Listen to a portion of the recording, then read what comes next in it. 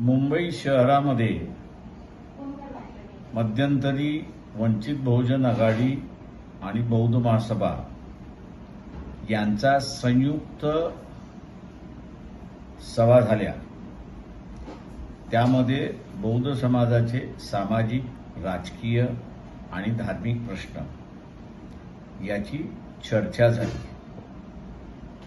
बऱ्याच ठिकाणी चांगला प्रतिसाद मिळाला, लोकांनी त्याच्यामध्ये सहभागी घेतलाय।